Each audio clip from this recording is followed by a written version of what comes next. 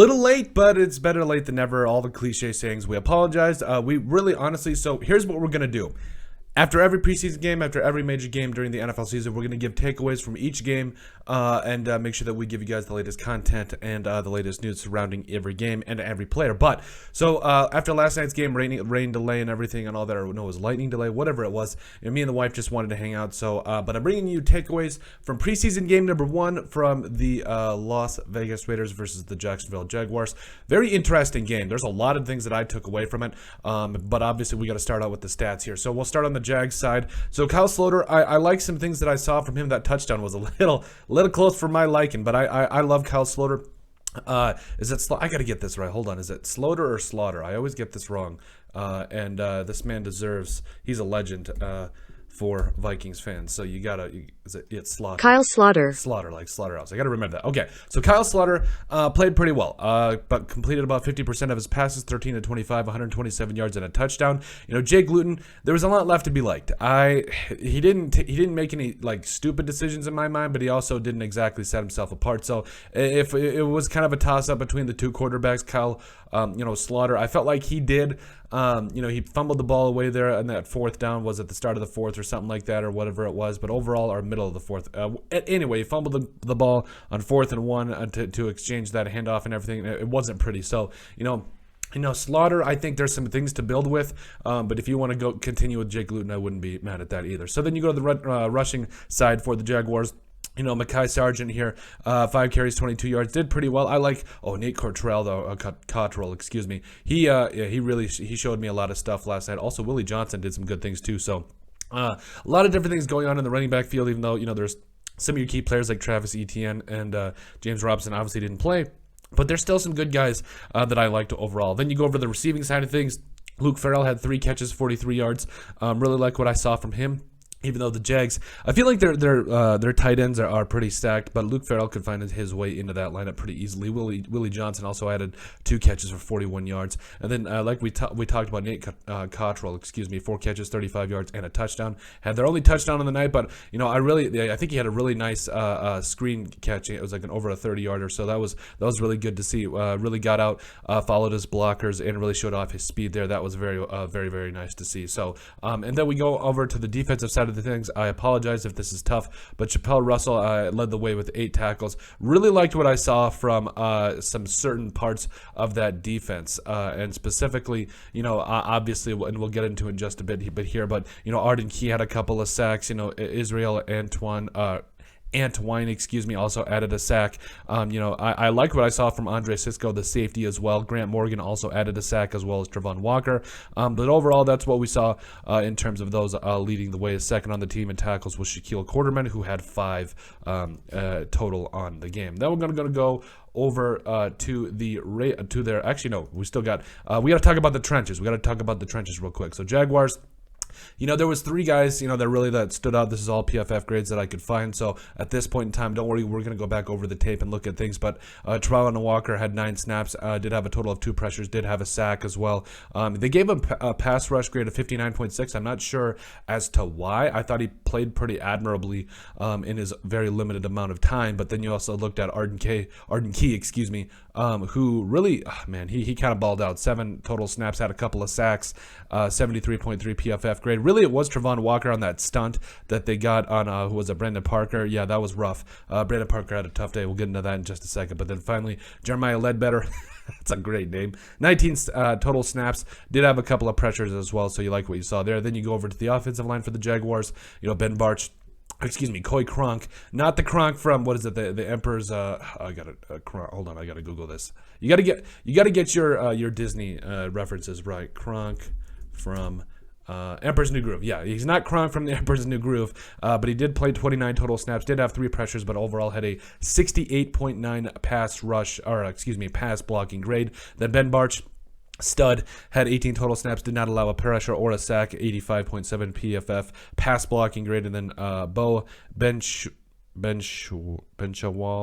Okay, 18 snaps, no sacks, no pressures. Also played admirably as well. So, and then now finally we're going to go over to the Raiders side of things. I really liked what I had seen from the Raiders. So Jarrett Stidham, 8 of 15 for a total of 96 yards. Zach Mullins also 8 of 11 for 72.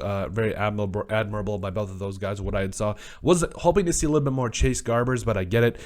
First preseason game of the year, but as far as the number 2 quarterback position or the backup quarterback position, if I had to have a toss-up, I would say Stidham, because he also did have a touchdown on the ground as well. And also we look at our rushing, Zamir White, he's the real deal. I think, what was it, like 80% of his yards came literally after contact. You love to see it. Also Austin Walter, man, he had some juice. Walter had some juice now. He really did. Had that touchdown, then he had that nice long run late in the fourth there. So, really like what I saw there. Then Amir Abdullah also added, Amir Abdullah, if he doesn't make the squad, he should honestly be on anybody's team.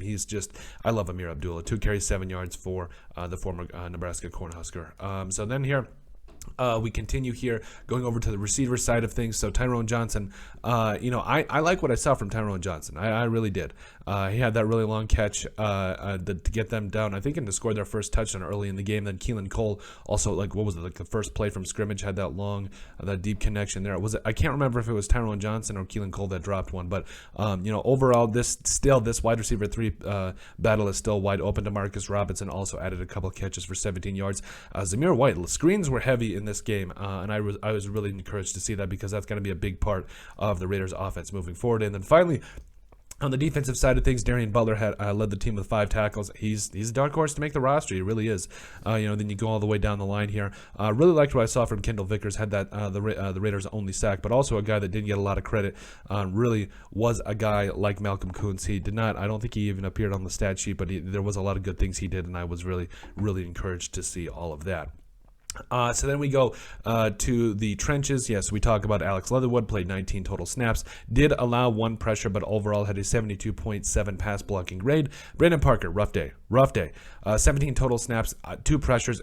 PFF only gave him credit for 1 sack. No. Go back and watch the tape. This man, he got the Trevon Walker, then he got completely thrown aside like a rag doll on that, the Arden Key, his first sack of the game? Yeah, it was 2 sacks. He allowed 2 sacks, almost 3, but it was rough. It was absolutely rough. Then Dylan Parham, the rookie, coming up, third round pick. I like what I saw from Dylan Parham. Total of 23 snaps, 1 pressure, no sacks. Would you like to see a little bit more? Yes, but overall at the end of the day, I would like to see him more with the 1s and 2s. Preferably with the 1s, because I think he should be starting at guard. Also, what was it? Cotton Senior. What was it? I can't even think off the top of my name. The head. Geez, let's figure this out. I can't think of his head off the top of my name. I can't even talk today. So anyway, you look at what specifically this offensive line did. Lester Cotton Sr., there we go.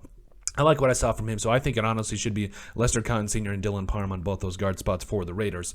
And so then you talk about Malcolm Kuntz on the defensive side. Like we said, I really like what I saw from him. Did have 24 total snaps, 3 pressures. It didn't show up on the stat sheet, but he is everywhere. I really like Malcolm Kuntz. And Vernon Butler also had 8 pass rushing snaps.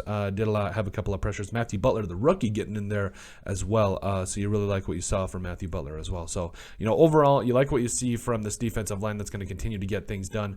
But as far as the other takeaways, takeaway number 1, Jaguars defensive line, it really got after it. The Raiders O-line at some points did struggle. It is what it is. I know it's only the first preseason game, but overall, you got to be able to take away from those things. So it's kind of one of those things where we're going to watch a lot of tape over these next couple of days, kind of dissecting and looking at these two specific battles. But overall, I felt like there was a lot left to be liked for guys like specifically Brandon Parker, Lester Cotton Sr., who I couldn't remember his name just a little bit ago. I thought he played admirably, but I would like to see more Dylan Parham to see what the Raiders got overall. Takeaway number 2, Keelan Cole, Tyron Johnson continue to shine. Listen, this number 3 wide receiver spot is wide open. I think anybody at this point, it is really anybody's role. So I think I'm excited for it, just to see who really separates themselves. Tyron Johnson's got some speed, though. Both of them do, but I'm excited for this, because you need that field stretching wide receiver, and I think both of these guys would do very well. Takeaway number 3, the Jaguars offense stalls, the Raiders offense rolls. So the Jaguars, like Jake Luton, it really wasn't. I was expecting C.J. Beathard to play. That's why he's pictured there, but he didn't play, which is fine. You know, you really want to see what you got in guys like Kyle Slaughter as well as Jake Luton. So Beathard didn't play. That's okay, but overall, offense wasn't great until the end there. And the Raiders, they were able to move the ball pretty consistently, able to run the ball and pretty admirably as well. Even though that's not, I don't think that's going to be a big part of their